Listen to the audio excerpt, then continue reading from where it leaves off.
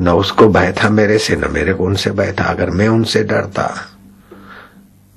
तो भी गड़बड़ होती, अगर वो मुझसे डरते तो भी डरता। जब सब में अच्युत है तो क्यों डरना, क्यों डराना। आप डरो नहीं, किसी को डराओ नहीं, दूसरे को डराओगे तो आप जरूर डरोगे। आप किसी को ठगो नहीं, अपने को ठगवाओ मत। आप किसी को बेवकूफ मत बनाओ और किसी से बेवकूफ मत बनो। तो जो सोनोग्राफी के द्वारा अथवा दूसरे सलाह के द्वारा मरीजों का शोषण करते हैं, ऐसे डॉक्टरों को हम हाथ जोड़कर प्रार्थना करते हैं कि वो शोषण का पैसा आपकी बुद्धि में जो योग्यता है उसको हर लेगा। आपके बच्चे बच्ची और कुटुंब में जो शांति है उसको हर लेगा। फिर आपको दारू पीकर नींद करनी पड़े, ऐसा क्यों करो भैया। आपको इंजेक्शन लेकर सोना पड़े, ऐसा क्यों करो। आपको बाटले चढ़ाने पड़े, ऐसा क्यों करो भैया। आप बापू की नहीं मस्त रहो ना। मुफ्त का खाना सत्यानाश जाना।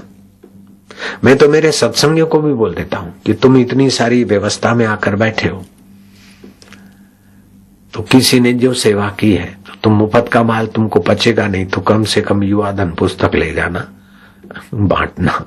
मेरे को नहीं चाहिए तो कुछ न कुछ सत्कर्म तुम करना ताकि मुफ्त का माल ना रहे। क्यों ना हक का खाना। अपने आश्रम में कोई बोलता है हमें या अन्न देना है, दान देना है, गाय देनी है, चारा देना है, मैं कहना नहीं। हमारे आश्रमवासी बच्चे दान का नहीं खाते, बच्चियां भी दान का नहीं खाती। बेटियां चूर्ण बनाती है और उस बाजार में इतना सस्ता मिलना संभव ही नहीं है। इन बच्चियों की सेवा से भगवान का सुमरण वाला, अनुष्ठान वाले, वाइब्रेशन वाला चूर्ण लोगों को लाभ करता है और इनको सेवा मिल जाती है, खर्च निकलता रहता है। ऐसे ही बच्चे भी बहुत सारी ऋषि प्रसाद की ये वो सेवा करते हैं। हमारे आश्रम में चीज वस्तु दान घी तेल हम नहीं लेते, बाजार से खरीदते। अगर हम दान स्वीकार करें तो यहाँ हम रोज 50,000 आदमी को खिलाएं तो भी न खूटे इतना आ सकता है। फिर भी शिविरार्थियों को भी दान का माल खिला दे हमको अच्छा नहीं लगता। तो समिति वाले 3 टाइम खाना पीना रहना 30-35 रुपया व्यवस्था जो रखते हैं बिल्कुल नॉर्मल है। कौन अहमदाबाद में 3 दिन रहने देता है 30-35 रुपया रोज का, या 40 रुपया 35 रुपया जो भी होता है। 3 टाइम खाना पीना रहना कौन देता है। फिर भी समिति दे रही। जहां भी जाते शिविर करते तो समितियां आयोजन कर देती है। उसमें से भी कुछ बच जाता है तो भंडारा छाछ केंद्र चलते, वो चलते। अभी जप यज्ञ चला रहे हैं हिंदुस्तान में कई जगह पर। बेरोजगार योजना चलाई हमने ही बोला आश्रम को, समिति। तो जहां कुछ बेरोजगार बुढ़े बुढ़िया अथवा बेरोजगार लोग हैं, कीर्तन करें, दोपहर को भोजन करें और शाम को अपनी दानगी ले जाएं। अभी कई जगह पे चल रहा है, यहाँ चालू करवाया। कल रिपोर्ट आया कि 400 आदमी है तो 100 आदमी का, तो वहां गरीबी बहुत है तो 20 रुपया देते। मैं क्या 22 कर दो उनको, बोल फिर 25 करवा दूंगा, अथवा तो अभी 20 दो, बाकी का उनको 5-5 रुपया मन में ठान लिया। फिर एक साथ उनको कंबल वस्त्र ये दे के बोनस करके दे देंगे ताकि उनके काम में आए। जब ज्यादा ढेर रखते तो टेंशन होता है, चिंता होती है। फिर भी हम निकालते जाते और न जाने कैसे आता रहता है। दिया जितना जितना जलता है उतना ऑक्सीजन अपने आप भागा भागा आता है। पतली हवाएं होकर जितना जितना ऊपर को उड़ती है तो बाकी की ठंडी हवाएं वो जगह भर लेती है। ये अच्युत का सिद्धांत है, उसका मैं बहुत फायदा उठाता हूं। दिल्ली की कोई बड़ी पार्टी ने मेरे को कई खत लिखे, आप ये आदिवासी भंडारे करते या ये जो दान पुण्य करते उसमें हम सेवा करना चाहते। मैं व्यासपीठ पे बोल रहा हूं, आज तक मैंने उसको उत्तर नहीं दिया, बुलाया नहीं, लिया ही नहीं, लेना ही नहीं, तो फिर काय को झंझट करे। अपने आप बड़े आदमी थक जाते, उत्तर नहीं दो तो।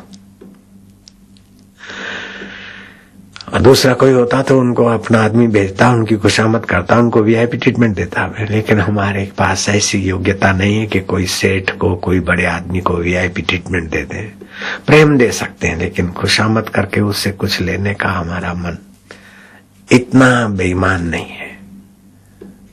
जयराम जी की भगवान की कृपा से, आप लोगों के आशीर्वाद से अभी इतनी संसार की लोलुपता नहीं है कि हम सेठों की खुशामद करें। प्रेम करते हैं, समिति वालों को भी प्रेम करते हैं, सबको प्रेम। और प्रेम में ताकत होती, डांटने गया बेचअप वीआईपी नॉट अलाउड। और वीआईपी बुरा नहीं मानते अगर बुरा मानते तो वीआईपी कहे कि हमारे वीआईपी नहीं है, फिर खुशामद करो के वीआईपी। नारायण नारायण नारायण। बोले हमारी गाड़ी नहीं आने देते, हम इतने इतने डायरेक्टर हैं, इतनी बैंकों के फलानो ढिंगनो, कौशिक वाणी ऐसा करते वैसा करते। भाई गाड़ी तुम्हारी, तुम बड़े आदमी और तुम्हारी गाड़ी आए तो ये जो बैठे हैं वे भी छोटे नहीं है। हमारी नजरों में तो ये स्कूटर वाले भी बड़े हैं, साइकिल वाले भी बड़े हैं। किस किस की गाड़ी आने देंगे? फिर गाड़ियों की जगह रखेंगे कि सत्संग की जगह रखेंगे? इसलिए आश्रम में जो जरूरी गाड़ी आती है, मेरी गाड़ी को जरूरी है, नहीं तो मेरे को लोग पैर पकड़ के परेशान कर देंगे। नहीं तो मैं भी पैदल आना स्वीकार कर लूं। कल भी मैं यहाँ पैदल आया था, गाड़ी थी यहाँ आ सकती थी गाड़ी, फिर भी मैं पैदल आया क्योंकि यहाँ पैर पकड़ने वाले लोग नहीं थे, तो मैं पैदल आ गया। गाड़ी में आने से आदमी बड़ा हो जाता हो तो सारे ड्राइवर तुम सबसे बड़े हैं। ऊपर बैठने से आदमी बड़ा हो जाता है तो चिड़िया और गीद सबसे बड़े हैं। जयराम जी की भाई, बड़े में बड़े अच्युत से कीर्ति करने वाले की चरण रज भी बढ़िया है, हमारे भाग्य को बढ़िया बना देती है। तो मकराक्ष को बताया श्री शंकर भोला बाबा ने क्या? शीतली प्राणायाम इसको बोलते।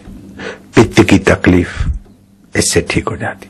जो लोग लंबे श्वास लेते हैं, खूब लेते, खूब छोड़ते हैं, उनके रोग के कण तो ठीक हो जाते, लेकिन नियम न करने के बाद रिएक्शन होने की बुढ़ापे में बड़ी संभावना हो जाती। तो जरा जानकारी करके जो भी कुछ करते, हम किसी का विरोध नहीं करना चाहते, सब अपनी अपनी जगह पर, लेकिन योग को अच्छी तरह से समझो, प्राणायाम का फायदा लो, लेकिन टेम्पररी फायदा लिया और बाद में आपका मगज चकराने लगे, मासिक ज्यादा हो गया, खुश्की चढ़ गई। कुछ लोग ऐसे आ जाते हैं कि हम मासिक नहीं गए, ऐसा हो गया, हमारे ऐसा हो गया। तो मैं उन सज्जनों को भी बताया कि आपके लोग इधर भी आते हैं, आप जरा ऐसा ऐसा, बोले बेवकूफ लोग हैं ऐसा करते हैं। तो हम उन बेवकूफ लोगों को भी हम बेवकूफ नहीं मानते, क्योंकि वो हमारे अच्युत का ही विग्रह है।